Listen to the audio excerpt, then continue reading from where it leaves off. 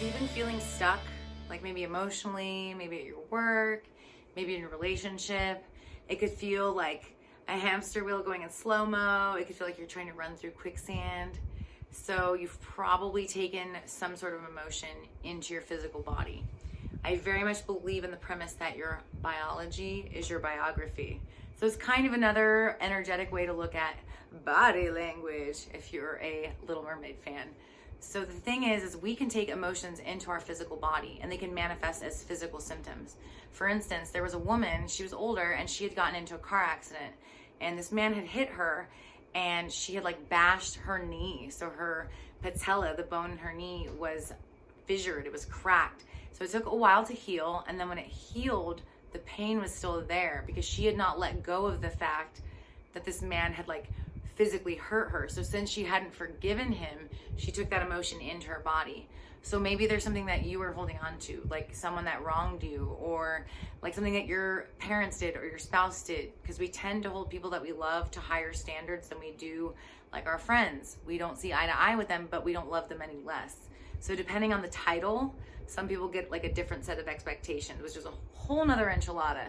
So what I like to do in these times is use the forgiveness practice. So the forgiveness practice is to take the things that are running a tape reel in your mind and to write them out. So if you were like feeling bad about something you did, you would say, I hurt this person. I hurt this person. I made this wrong decision. I feel terrible about it, for instance. So the next part of the practice would be to say it out loud. And this is where you forgive yourself or the person that you wronged. So you would say, I forgive you, Teagan, for hurting this person. Or I forgive you, insert the name here, for hurting me. I forgive you, Teagan, for not handling this a different way. So you're allowing your cells to hear that you forgive yourself. So you're actually taking in that energetic forgiveness and allowing what's not to be in your cells or in your physical body anymore to leave. And then the next thing you have to do is get rid of it. So you could take that paper that you've written those things after you've said them out into the universe and burn it.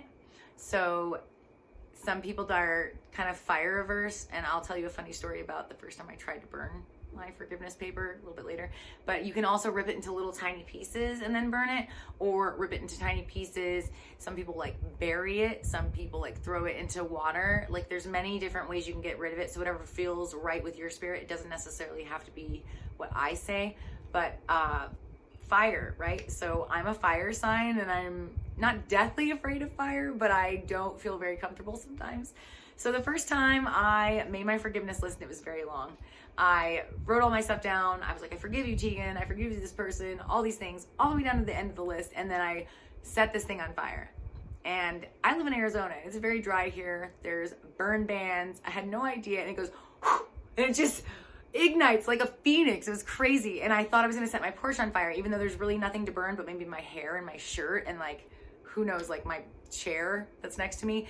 And I immediately take like the ash can that I thought this thing would so nicely burn into, and I like take it and I'm like smashing the fire and the paper.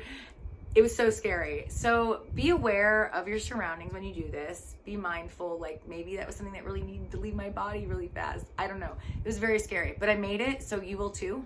So find what resonates with you, get rid of it, and know that you can use this practice for, let's say you need to forgive yourself so that you can better like the stuckness in a relationship. Maybe you want to make more money. Maybe you want to lose weight. Like in each and every aspect of this, there's something that you're holding on to that you need to let go of. So let's say money, right? I forgive you, Teagan, for not being able to get a better job. I forgive you, Teagan, for not making enough money. Like these are things we hold ourselves to like this unrealistic standard, and it literally gets stuck in us. And then we make choices based on those like almost like toxicities that are within us, not because we're not capable of doing better, but because we haven't dealt with what we've done in the past.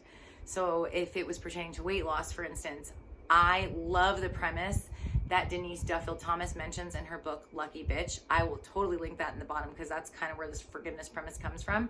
But like you need to forgive each and every part of your body that you feel wronged you. So if you feel like you're holding weight somewhere, but you haven't forgiven yourself for maybe not sleeping as good as you could, or not eating the right things, or I love you, feet. Thank you so much for carrying me and being there for me, and all the times that I've used the crap out of you, and then your foot pain goes away. Like those types of things. That's what it means by you're biology is your biography. So the next time that something comes up or you feel stuck and you just can't get past it, try the forgiveness exercise. Let me know. Maybe make a comment. If you like this video and it helped you, please subscribe, give me a thumbs up, and I will see you in the next one.